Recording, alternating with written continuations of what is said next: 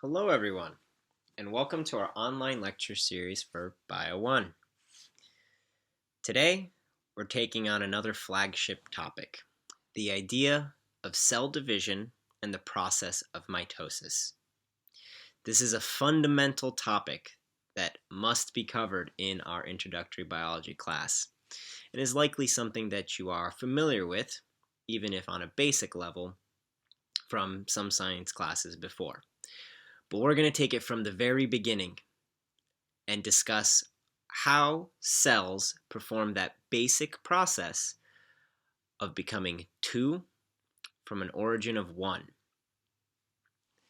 Ultimately, all cells or all organisms, especially in the world of animals, begin their life as a fertilized zygote.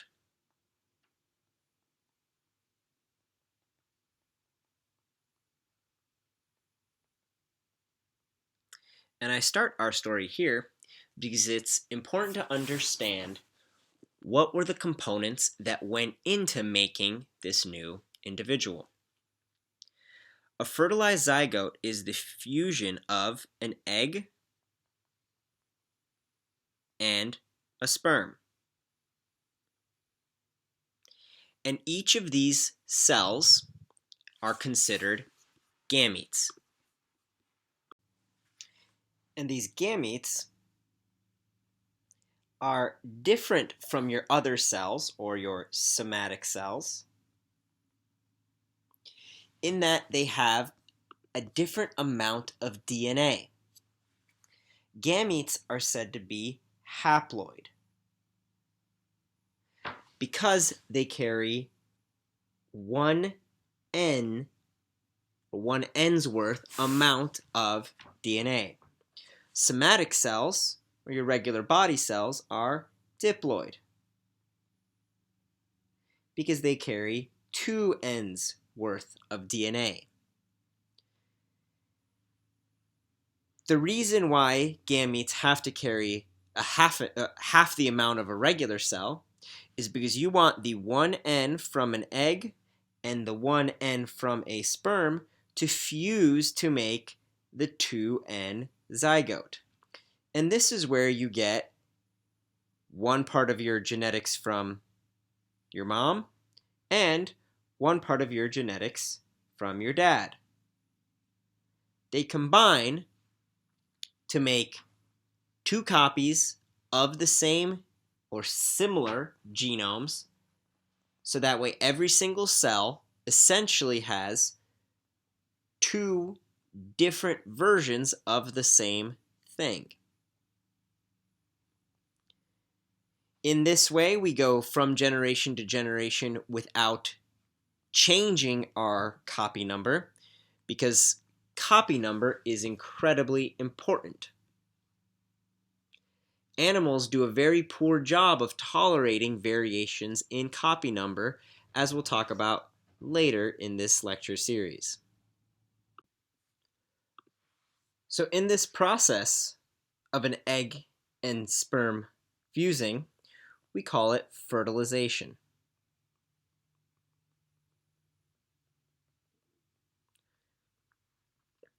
And it's ultimately the creation of a new genome, a new set of genetic information. The mitosis that we care about, that we'll be going over today, is the process of creating identical copies of that zygote. And there are 3 goals of this process of cell division. The first is to duplicate the genome.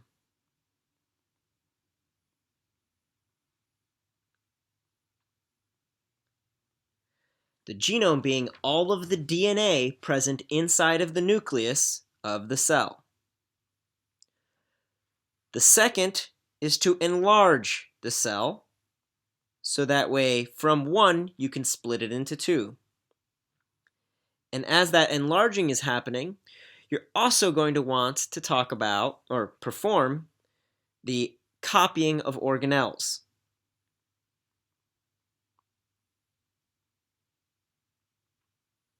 Because each cell needs all of its functional units in order to survive after the split. The cell division or mitosis that we're going to focus on is the type of cell division that we see in eukaryotes,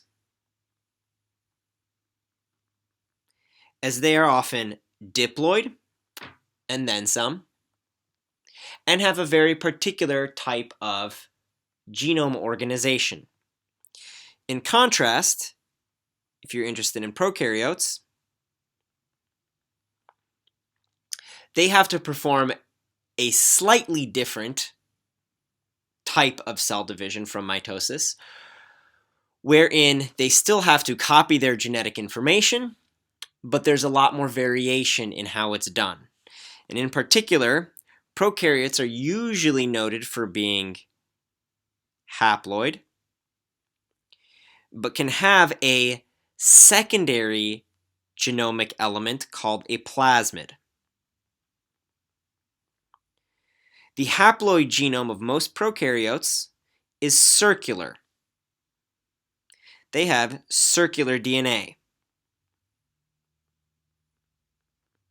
In contrast to the linear DNA that we see in eukaryotes.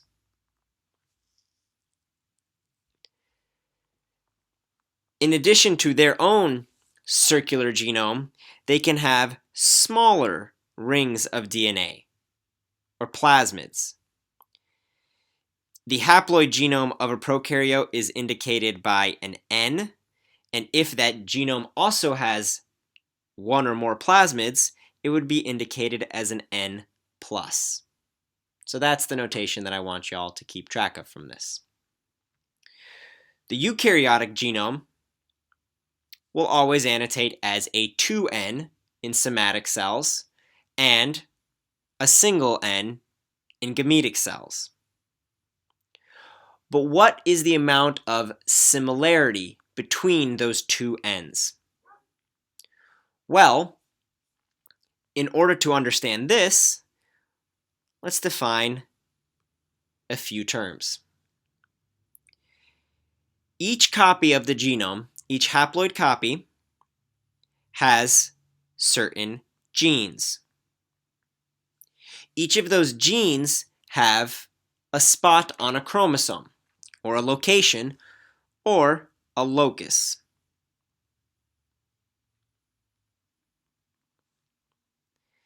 And when you look at a single haploid genome, each haploid genome will have different alleles of that gene, or different versions.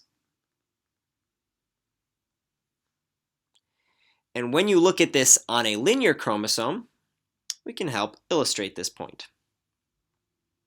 Got to grab our chromosome now.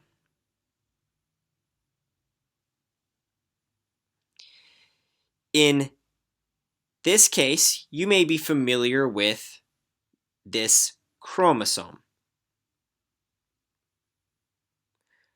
illustration as a simple way to illustrate the fact that the DNA has been compacted and forms kind of an X shape. Now, every single time that you see this chromosome as an X shape, it actually derives from a cell that's undergone mitosis and is oftentimes spread out in what we call a karyotype. And here's a colorized image of a karyotype from a human cell.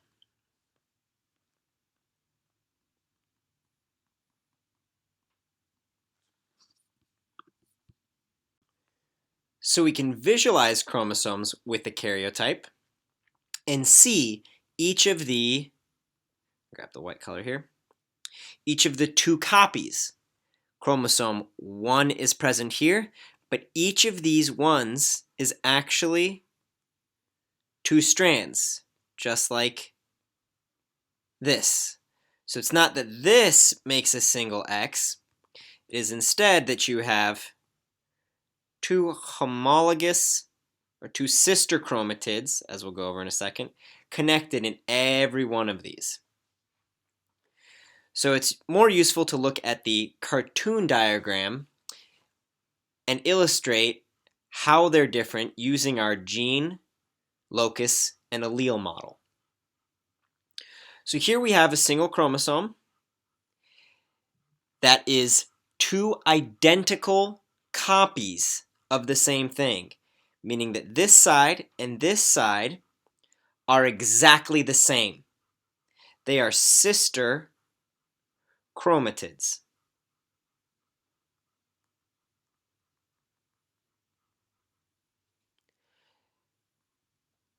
The way to think about this, because all of this is actually just a bunch of nucleotides, a bunch of DNA, let's go ahead and say that we have two bases. We're sampling only two bases.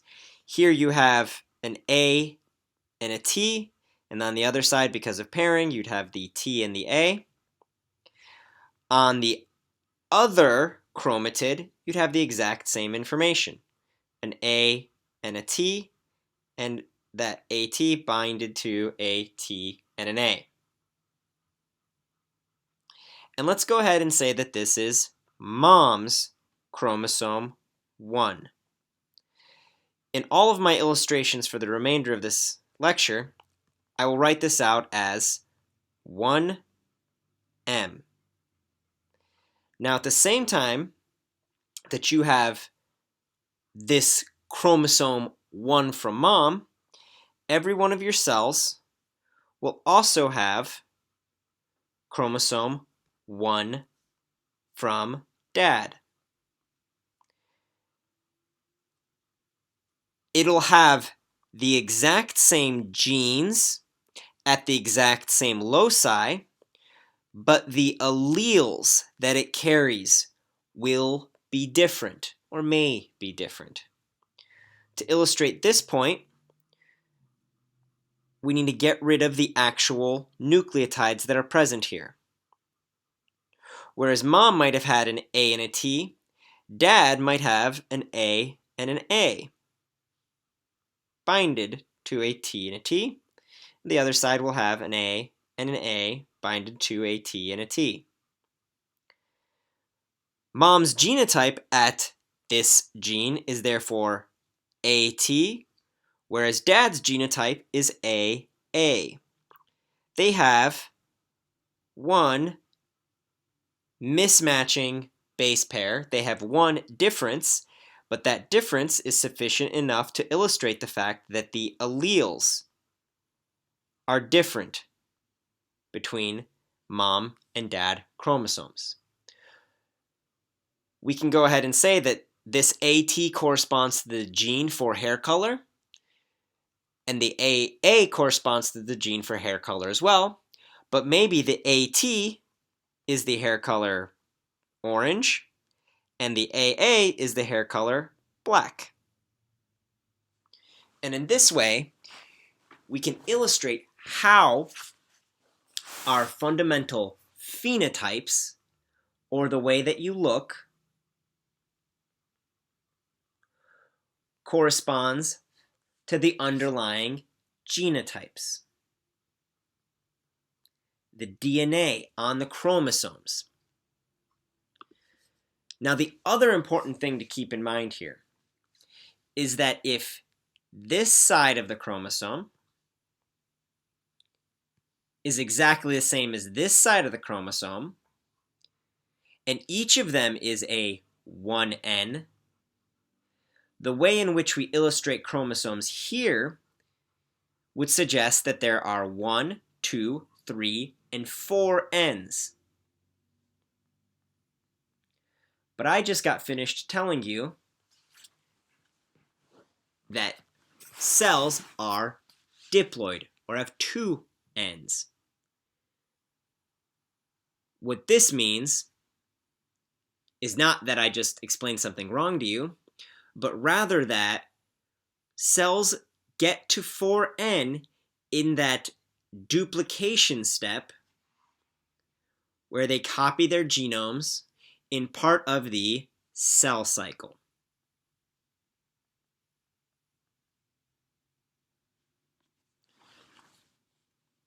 So it's going to be very important to keep track of when we're looking at chromosomes and the total copy number of those chromosomes. So let's talk about the steps in the cell cycle so that way we can illustrate what's happening with the DNA during each one of these steps. The cell cycle is just that, a repeatable process through which a cell is able to go in order to ultimately make two copies of itself. It is generally divided into an interphase, which takes up a vast majority of the time, and a short mitotic step.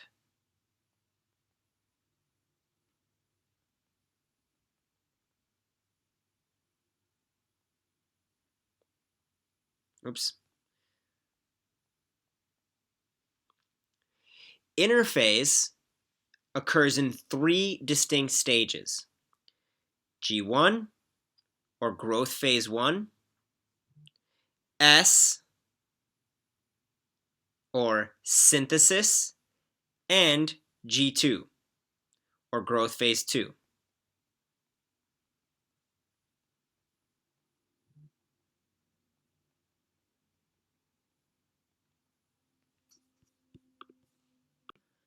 So what's happening in each one of these different steps?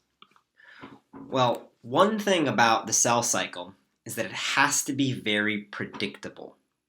So the same thing is going to be happening in G1 for a cell in me as in G1 for a cell in you. Same goes for S phase, same goes for G2. G1 is defined by its accumulation of resources. So this is when the cell is starting to gather all kinds of energy, all of the sugar, all of the building blocks that it needs in order to go through this next step, the synthesis step. In synthesis, you are going from the one side of your chromosome, one single chromatid, to two of them. You are using one half to copy the other.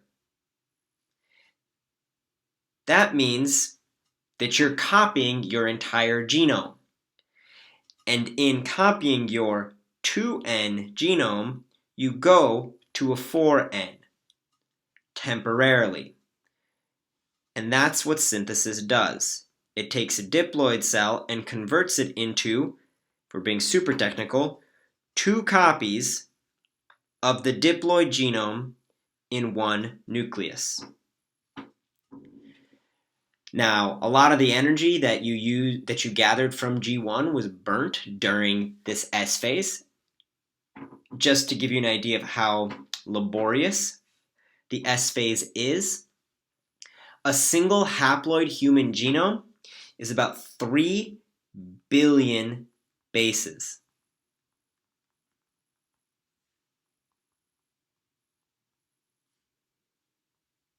It means our genome size is about 3 billion bases. We're always reporting it in haploids. So every single one of your cells has 6 billion bases. To go through S phase successfully, you need to create identical copies of those 6 million bases in the exact same order without making a mistake, because every mistake is a mutation. So obviously there's a lot of controls that go into making sure that S phase happens without errors. After your cell is tired of doing all the work in S phase, it goes through G2, which is a replenishing step as well as an inflation step, because part 2, or need 2 in mitosis, is the enlarging of the cell. And this is occurring primarily during G2. You're imbibing a whole lot of water, meaning you're taking in a whole lot of water, before your cell decides to split in mitosis. So before we get into the steps of mitosis, the other topic that we need to go down a deep dive on is the idea of DNA compaction. Because once we understand genomes, and once we understand what's going on with DNA compaction, the process of mitosis is actually a very predictable little dance. So DNA is in every one of your nuclei of every one of your cells.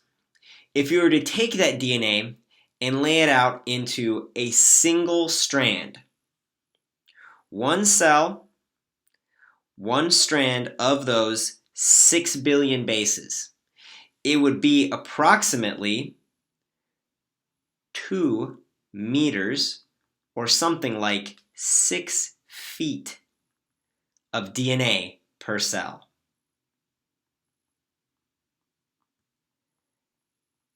In its uncompacted form. Now, thankfully, our DNA is incredibly compacted. We do a great job of keeping things organized and sorted, much better than we do in our own real lives, I'd imagine.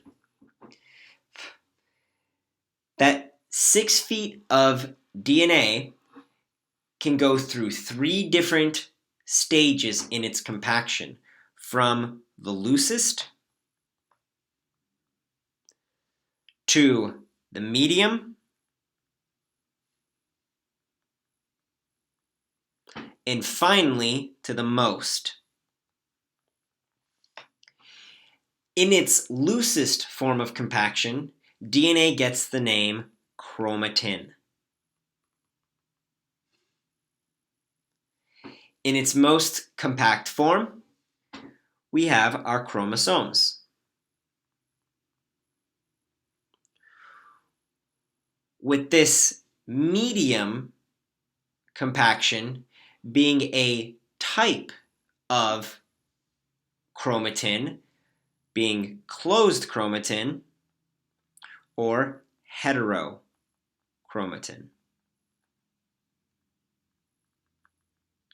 And the same principles that take you from the loosest chromatin to heterochromatin are just expanded upon to take you from chromatin to chromosomes. And this basic principle of organization is that your DNA ends up looking like beads on a string.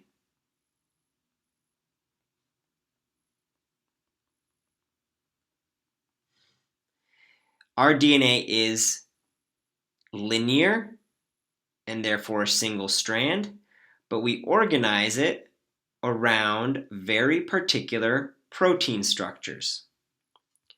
Each of these protein structures serves as a way to prevent DNA from getting tangled and ripped.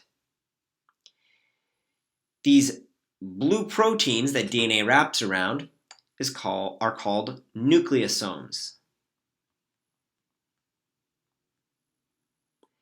And each nucleosome is a combination of 8 histone proteins and the DNA that wraps around them. The DNA that wraps around them and goes to the next histone is called the linker DNA.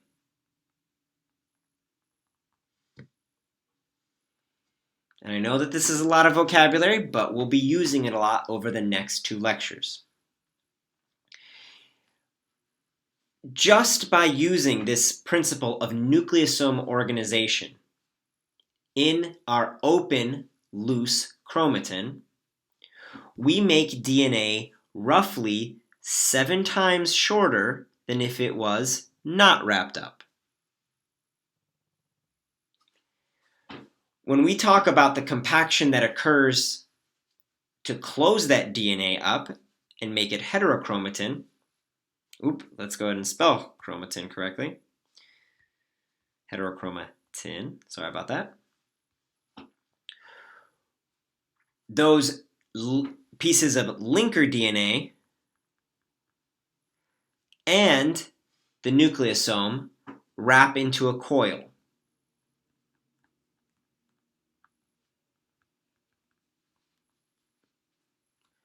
By coiling up, you actually compact that DNA approximately 50 times more than if it was laid out end to end.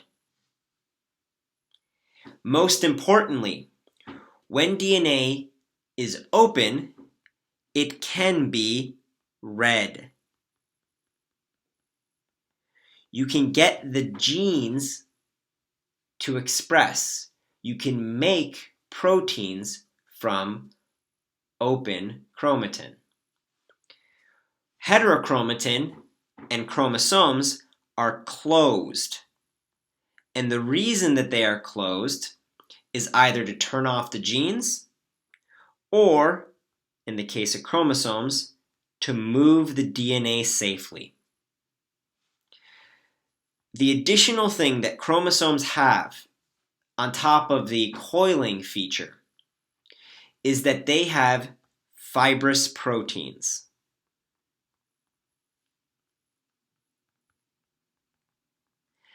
That take those coils and stack them, stabilize them, and squeeze them together.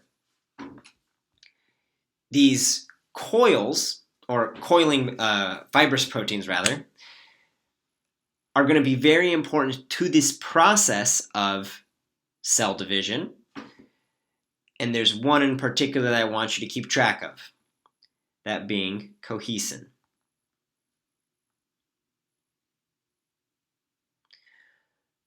So that's the short of the idea of DNA compaction. When our cell is in the cell cycle, going through interphase, as it's growing in growth phase 1, the DNA is mostly chromatin and ready to be read. You're living, you're metabolizing, you're doing things. During synthesis, the DNA is being copied. So it's open, but it's not readable at this time. In G2, the DNA again has to be open and readable. So for the most part, you're doing a lot, or you're looking at a lot of chromatin. And chromatin, because of the fact that it is not condensed, it is very loose, it gives the nucleus a very pale or uniform color. So that way the whole area looks like it's filled in rather than these distinct structures of the X. And you'll see that under the microscope in lab. A cell that's at any point in its interphase, whether it be G1S or G2, you won't be able to tell, but you will be able to tell that that DNA is not compacted and the nucleus looks light purplish. Once we start on our mitotic phase, we then actually see the DNA condense, and in its condensation, it is becoming much more defined and much darker. Rather than being a spread out purple everywhere, it gives dark purple bands. Or in the case of karyotyping, where you can, after the fact, color each chromosome, you might get these different distinct colors. Though this is done with a particular stain, likely DAPI, that is fluorescent. So not quite what we're going to be seeing under the microscope, but similar-ish. Just as some other illustrations from your book to show what's happening here, DNA is a double helix that gets wrapped around these 8 histones, making up a nucleosome. The nucleosome itself is coiled into a chromatin fiber, and then these fibers can be spun around and condensed across different across different proteins that then get put into an entire duplicated chromosome. This duplicated chromosome is ready to move, whereas this DNA around the histone is ready to be read. And that gives the best real-life example of what you might consider chromatin versus chromosome, what you might consider as chromatin versus chromosomes. When you're moving, or if you've ever moved in your life and you have books, you know that in order to read the book, it has to be open and on your desk or something of the sort. When you move, that open book needs to be closed, and likely more than just closed, it needs to be put into a box. The book in a box is ready to move. The open book on your desk is ready to be read. If you tried to move an open book across the country, it's likely that that DNA or that book itself would get damaged. And that's why we have this very distinct difference between the DNA that we're producing proteins from, the DNA that's being read, and the DNA that's getting moved in the process of mitosis. We also have this image of the entire cell cycle, indicated with the stages of interphase, G1, S, and G2, and generally speaking, what's happening during them. The next thing that we'll talk about is mitosis, a process that has 5 steps and a simultaneous cytokinesis. Mitosis is for the DNA what cytokinesis is for the cytoplasm. Cytokinesis means cytoplasm cutting or splitting. This is where you split the cytoplasm in two. Mitosis is where you take that 4N of DNA and convert it or move it around so that we have 2 identical copies of a diploid cell. At the end of this mitotic phase, you get the formation of 2 genetically identical daughter cells. So, let's track what's happening in this cell during this process. Here we have your book's illustration of each of these 5 steps, which can be remembered by the acronym, I believe so, PMAT. So as though you had a stutter when you said PMAT, PMAT. 2 beginning steps, prophase and prometaphase. A metaphase, which means middle phase. Kind of makes sense why there's 5 of them, huh? And then the last 2, anaphase, or the anarchical or chaotic phase, and telophase, the far phase. Because everything is far apart during telophase, everything looks fairly chaotic during anaphase, everything is lined up at the middle during metaphase, and everything is prepping during prophase and prometaphase, with one major difference between the two. So, from the top, think about your DNA as these unwound nucleosomes coiled into open chromatin. That's where we end G2, and that's where we're going to start compacting things in prophase. That DNA is compacting so much that the chromosomes themselves begin to condense and become visible. At the same time that the chromosomes are forming in the nucleus, there are fibers or spindle fibers that begin to emerge from the centrosome, which has our little organelle, the centriole, as its conductor in animal cells. and they attach to spindle fibers, which will be the cables that do all the moving. So you can think of spindle fibers as your movers. At the same time that the chromosomes were forming, the nucleolus disappears because technically the nucleolus is just part of that DNA. But that's a detail that's oftentimes left out, including in your textbook.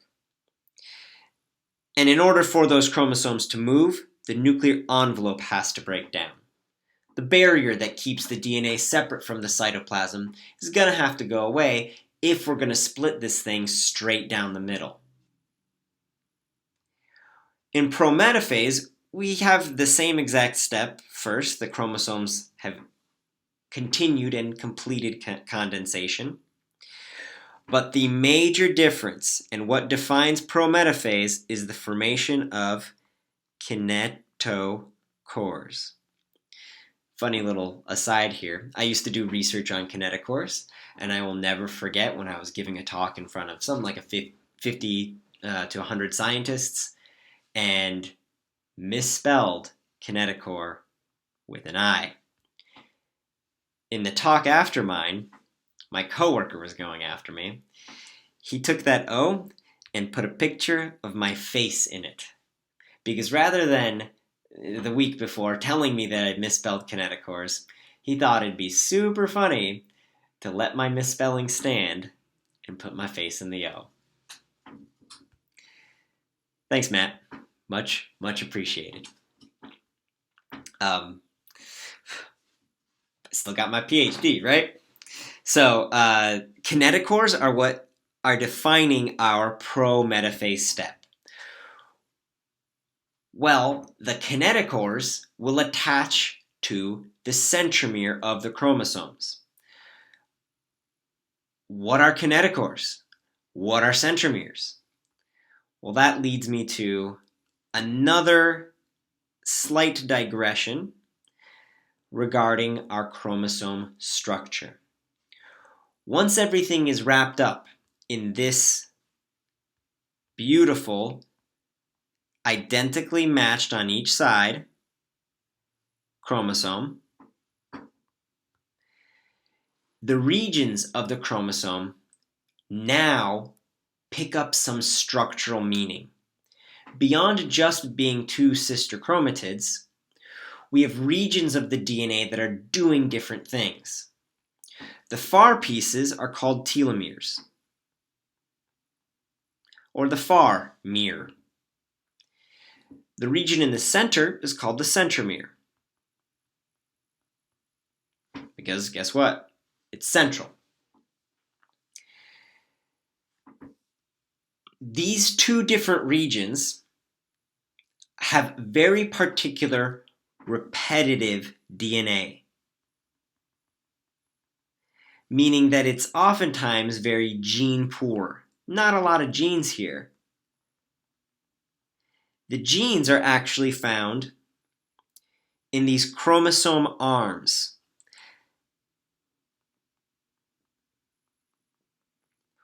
And in regions where genes are located, we have our good DNA, quote unquote, or our euchromatin. Because at some point that DNA will be open. That chromatin will be open again. Our centromeres and telomeres, because they're repetitive, they're heterochromatin. They always stay in that medium compactness because we don't really want to get to them. They obviously compact much, much more to become centromeres, but the underlying DNA never really gets read for a lot of DNA processing or RNA processing. These centromeres actually perform a purpose in our mitosis, whereas telomeres don't. They're just stabilizing endpoints because our chromosomes are linear, and over time they seem to get frayed. The reason every biology class brings up telomeres is because there's one crazy association that we found in looking at telomeres. and that is that telomere length predicts lifespan.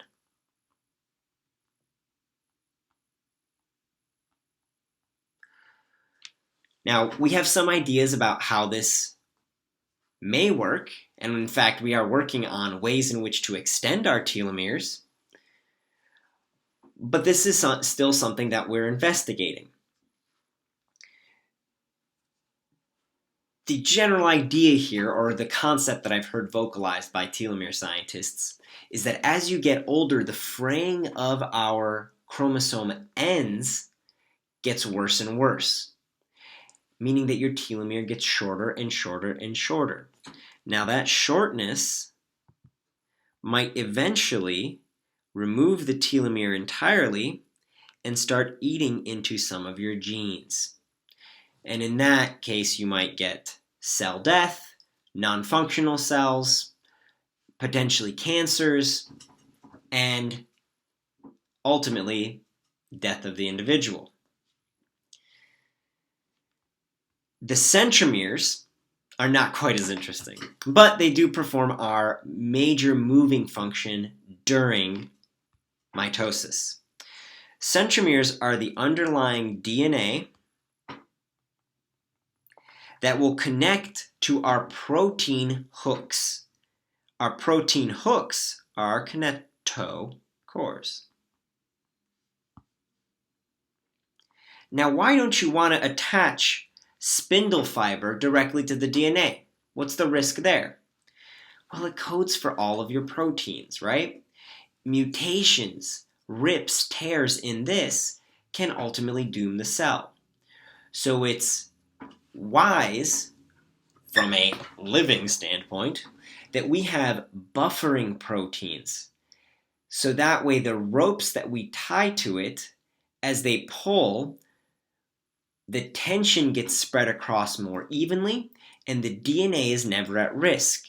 Proteins are also much stronger than DNA itself. The way that I like to illustrate this on our chromosomes is that attached to the red centromere, we see these kind of mustache hooks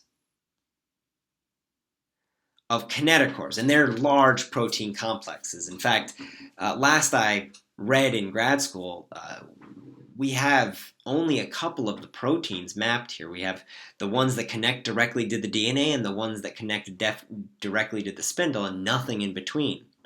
So lots of work yet to be done on our kinetochores. But the kinetochores will be connecting directly to the spindle, and the spindle is what pulls in order to move everything around. Now, when you have this chromosome sealed up with each side of the chromosome being a sister chromatid and having its own identical haploid copy of the genome, the thing that's binding these two halves together wrong type of eraser. The thing that's binding these two halves together in order to keep everything paired up during mitosis are proteins called cohesin or cohesins. They keep this chromosome cohesive. So back to our processes. Our mitotic spindle microtubules are attaching to the kinetochores during prometaphase, and our centrioles have moved to opposite sides. Now, the image in the textbook itself is a little bit clearer, or slightly clearer, or you can change the contrast on it at least. But this is what a nucleus stained with fluorescent dyes looks like during prophase and prometaphase. The most distinct feature about these images are the fact that these centrosomes and the green spindle have accumulated at opposite sides. Our next very distinct step is mitosis. And here you can actually distinguish what is DNA, all of the material that's a blue, stained with DAPI, and what is our spindle, the green stuff, And so again, you have a comparison of what is happening in real life, under a microscope, of course, and cartoon life. I always try to make the distinction between the two so that way you understand what real data looks like. It's from these images and some electron microscopy that we get these simplified cartoons. Now in metaphase, the mitotic spindle is fully developed on opposite sides of the cell and has now pushed all the chromosomes so that the chromosomes are lined up at the feature that we very cleverly name the metaphase plate. The middle line.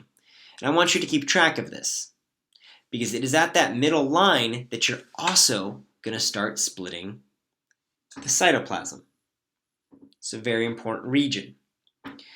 Now this sentence here in this description box is also important to keep track of because each sister chromatid of a single chromosome is attached to a spindle fiber originating from the opposite side. I'll draw another cartoon to further illustrate this. We have our mom chromosome 1 and our dad chromosome 1. I'll change it up so that way the alleles actually match. Oops, erased one thing unnecessarily. TA. This was AA on each of them, and then TT on this side. So you've got one of dad and one of mom. Rather than lining up next to each other like I illustrated them at first, you're gonna want one mom to line up above or below, distinction here doesn't matter, the other chromosome, so that way their centromere, not a straight line, so that way their centromeres are lined up at the metaphase plate. Because when they're lined up in this way, and you go to the next step where our spindle fiber is pulling this apart, you're going to get one piece of dad, or of mom rather, moving to the opposite cell as the one piece of mom, the other one piece of mom, the sister chromatids. So that way, this new cell gets one of its ends from mom and one of its ends from dad. Now this seems fairly inconsequential or simple, but it's so important that this happens correctly that I took the time to illustrate it. Because when we get to meiosis in Bio 2, we will flip this topic on its head. And this is the most important bit of information that you're going to carry over from one class to the other. This process of mitosis and the pairing of these chromosomes. The chromosomes are stacked so that way each daughter cell gets the exact same information. We cool with that? So from metaphase that sets up this division properly, we then have our anaphase, the chaotic phase, that is defined by cohesin breaking up our sister chromatids, or in our case here, the thing that occurred in order to split these two apart. The cohesins used to keep them together. You get rid of the cohesins, you send a chemical signal to break down all cohesins. You get the spindle immediately pulling on them to go to opposite sides. The sister chromatids, now just called chromosomes, are pulled towards opposite poles. And this last bit here, not super important, but you're getting some elongation to the cell, right? You get opposite poles that will serve as your new nuclei. In telophase, we actually get the undoing of our prep step. Oop, let me grab a yellow or something here so that way you can see it. You get the undoing of our prep step, because now that everything is moved to its opposite poles, the chromosomes arrive and begin to decondense. The nuclear envelope is starting to form. The mitotic spindle, whereas it formed up here, it breaks down here. So, without giving you whiplash, whatever happens in telophase is the undoing of what occurred in prophase. The DNA has successfully split to opposite sides at the end of telophase. Our cytokinesis is the splitting of our cytoplasm. In animal cells, we are made of a fatty outside, lipid layer outside. Our cells here, I'm not talking about you as a person.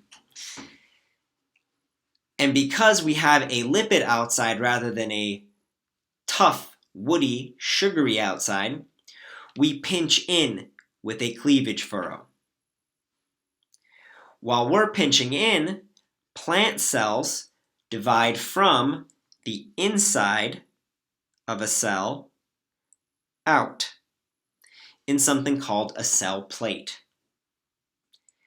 So rather than the outside coming in, plants go inside out. This is perhaps better illustrated, again, by your textbook, where it shows the cleavage furrow in an animal cell as the pinching in exactly where the metaphase plate was.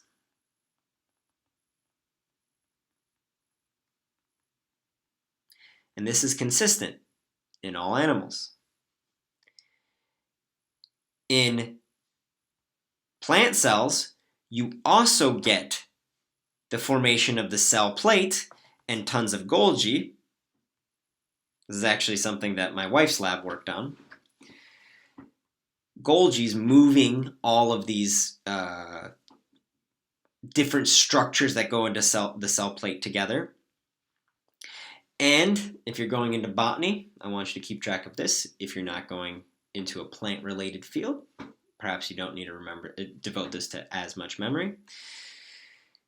The spindle fibers are perpendicular to the formation of the cell plate. That, again, won't always be the case in all plants, and it helps us distinguish relationships among plants.